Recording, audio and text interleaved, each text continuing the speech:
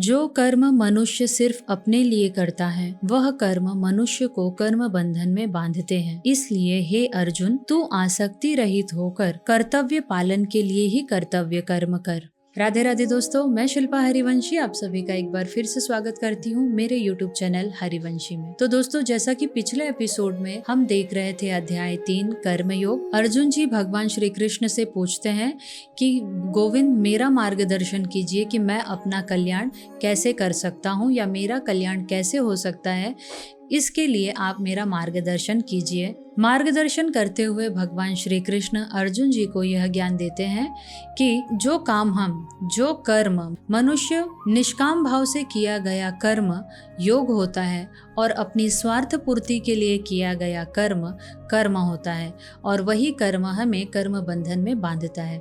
इसलिए हे अर्जुन, तू निष्काम भाव से कर्म कर यानी योग कर और मुझे प्राप्त हो। तो ये तो देखा था हमने पिछले एपिसोड में। चलिए आज के एपिसोड में देखते हैं कि इसके आगे कृष्ण क्या मार्गदर्शन दे रहे हैं। प्रजापति ब्रह्मा जी ने सृष्टि के आदिकाल में कर्तव्य कर्मों के विधान सहित मनुष्य आदि की रचना करके उनसे कहा कि तुम लोग इस कर्तव्य के द्वारा सबकी वृद्धि करो और यह कर्तव्य कर्म रूप यज्ञ तुम लोगों को कर्तव्य पालन की आवश्यक सामग्री प्रदान करने वाला हो। इस प्रकार तुम देवताओं को उन्नत करो और वे देवता तुम लोगों को उन्नत करें। इस प्रकार एक दूसरे को उन्नत करते हुए तुम लोग परम कल्याण को प्राप्त हो जाओगे। मनुष्य शरीर केवल आत्म कल्याण के लिए ही मिला है, अतः अपना कल्याण करने के लिए कोई नया काम करना जरूरी नहीं है, बल्कि जो काम करते हैं उसे ही फल इच्छा और आसक्ति का त्याग करके दूसरों के हित के लिए करने से हमारा कल्याण हो जाएगा।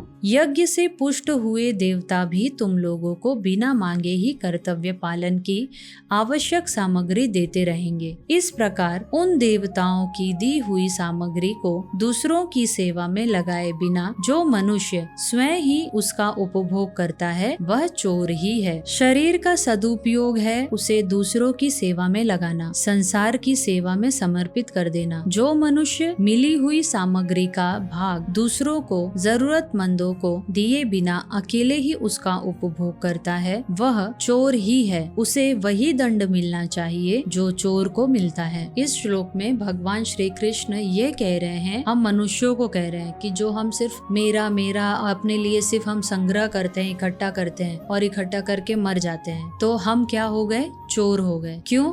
क्योंकि ये पूरा संसार, ये पूरी सृष्टि भगवान की है, ये प्रकृति, और हम भी इसी प्रकृति से बने हुए हैं। तो इस प्रकृति से जो कुछ हमें मिला है इस संसार में वो सब कुछ भगवान का ही है। क्योंकि हम अज्ञानता के कारण खुद को मैं करते हैं और इस संसार की सभी चीजों पर जिसे हम मेहनत करके कमाते हैं तो उस पर हम अपना अधिकार चलाते हैं। वैसा ना करके हमें यह भाव रखना चाहिए कि ये सब भगवान का ही दिया हुआ है। उन्होंने इस संसार में मुझे ये सारी चीजें, ये सारी दौलत संपत्ति मुझे इस्तेमाल करने के लिए दी है, उपयोग करने दिए, उपभोग नहीं। उपभोग यानी कि सिर्फ अपने लिए ही उसे यूज करना, और उपयोग का अर्थ होगा कि सबके साथ बांटना। आप बहुत पैसे वाले हैं इस जन्म में, आपके पास बहुत सारी धन दौलत है, तो आपको ये करना चाहिए कि मैं सिर्फ अपने आप को ही मजबूत ना बनाऊं, सिर्फ अपनी ही प्रॉपर्टी और खुद ही मैं सबसे बड़ा अमीर आदमी ना बनूं। ये नहीं देखना है आपको बल्कि ये देखना है कि मेरे पास भगवान ने इतना धन दिया है, मुझे इतनी प्रॉपर्टीज दी हैं, तो मेरा कर्तव्य कर्म ये बनता है कि मैं अपने समाज की सहायता करूं, अपने समाज को आगे बढ़ाऊं। अब यहाँ पर अपने समाज का आगे बढ़ाने का अर्थ, अपने समाज को आगे बढ़ाने का अर्थ ये नहीं है कि हम सिर्फ अब अपने आप को जाति पाति में बांट लें, बिल्कुल नहीं। मनुष्य, मानवता ही परम धर्म है, तो हमें उस वे में देखना है, ठीक है। हर मनुष्य, किसी को छोटा बड़ा गरीब नहीं देखना चाहिए, सब भगवान के ही बनाए हुए हैं। तो इसलिए भगवान की सेवा में लगाना। हमारा जो धन है अगर हम जरूरतमंद को दे रहे हैं या समाज में उस पैसे का सदुपयोग कर रहे हैं तो भगवान ये देखकर हमसे बहुत प्रसन्न होते हैं कि हाँ, मेरी दी हुई वस्तु का ये सही उपयोग कर रहा है, तो भगवान उसे और आगे बढ़ाते हैं। लेकिन जब वो देखते हैं कि ये तो मेरी ही दी हुई वस्तु को खुद अपना अधिकार जमा रहा है कि ये मेरा है और किसी के साथ शेयर नहीं कर रहा, तो भगवान को वो बुरा लगता है और फिर आप कर्म बंधन में फंसते हो। ठीक है। यज्ञ शेष योग का अनुभव करने वाले श्रेष्ठ मनुष्य संपूर्ण पापों से मुक्त हो जाते हैं, परंतु जो केवल अपने लिए ही कर्म करते हैं वे पापी लोग तो पाप का ही भक्षण करते हैं। इसलिए स्वार्थ भाव से अपने लिए कर्म करने वाले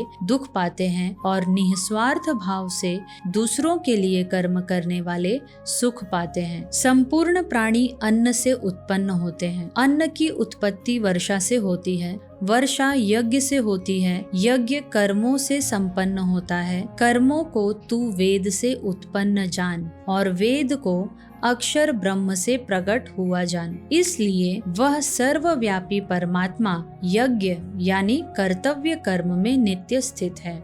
हे पार्थ, जो मनुष्य इस लोक में इस प्रकार परंपरा से प्रचलित सृष्टि चक्र के अनुसार नहीं चलता, वह इंद्रियों के द्वारा भोगों में रमण करने वाला पापमय जीवन बिताने वाला मनुष्य संसार में व्यर्थ ही जीता है। कारण कि मनुष्य के द्वारा अपने कर्तव्य का पालन न करने से संसार मात्र को हानि पहुंचती है। जैसे अन्न, जल, वायु का प्रदूषित होना, अकाल, अनावृष्टि आदि प्राकृतिक आपदाएं आना, ये मनुष्य का कर्तव्य विमुख होना ही प्रधान कारण है। यहाँ पर भगवान अर्जुन जी को बता रहे हैं कि जब मनुष्य अपने कर्तव्य कर्म से विमुख होता है, मतलब मुंह मोड़ लेता है, पीछे हटता है, तब उसका जो असर होता है वो समाज पर पड़ता है, संसार पे पड़ता है। जैसे भगवान ने यहाँ पर एग्जाम्पल भी दिया, अन्न, जल, वायु का प्रदूषित होना। आप देख रहे हैं कि हम किस प्रकार से अनाज की उत्पत्ति के लिए दवाइयों का इस्तेमाल करते हैं, जिससे अन्न दूषित हो रहा है, जल दूषित हो रहा है, वायु